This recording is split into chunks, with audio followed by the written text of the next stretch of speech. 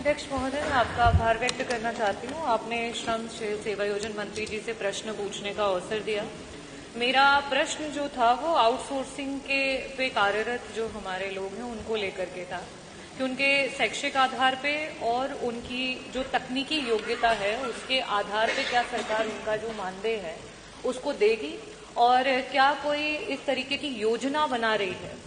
आदरणीय अध्यक्ष महोदय, आउटसोर्सिंग पे काम कर रहे आज प्रदेश में लाखों कार्यरत लोग हैं जिनको 10,000 से 12,000 रुपए के मानदेय पे मजबूरन काम करना पड़ रहा है। साथ ही साथ उन लोगों के काम का जो समय है वो भी कोई निर्धारित नहीं होता है। उनका जो एनवायरमेंट है और खास करके जो महिलाएं हैं जो कर्मचारी आउटसोर्सिंग पे है उनका कहीं न कहीं प्रत्येक दिन शोषण हो रहा है। टेंडर कंपनियां जो है उनके साथ जो है करप्शन करके उनका आए दिन शोषण कर रही है और इसी वजह से क्योंकि ये आउटसोर्सिंग कर्मचारी अस्थायी हैं, 3 साल के बाद उनका कोई ठिकाना सरकार नहीं दे रही है और इसकी वजह से उनके भी माध्यम से करप्शन जो है वो धीरे धीरे बढ़ता ही चला जा रहा है।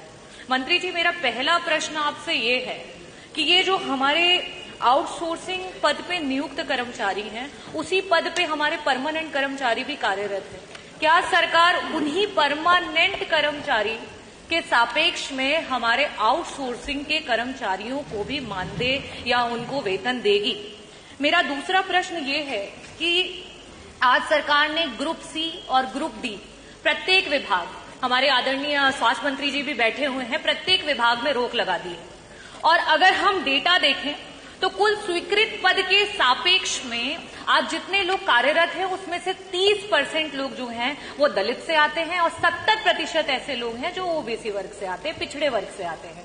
आज उन सारे परमानेंट नौकरियों को बंद करके आउटसोर्सिंग पर कर दिया गया है। मैं मंत्री जी आपसे ये पूछना चाहूंगी, पहली बात ये कि जिस तरीके से सरकार ये कह रही है कि इन आउटसोर्सिंग के लोगों को नहीं निकाला जाएगा, माननीय अध्यक्ष जी मैं आपको टेबल करना चाहूंगी।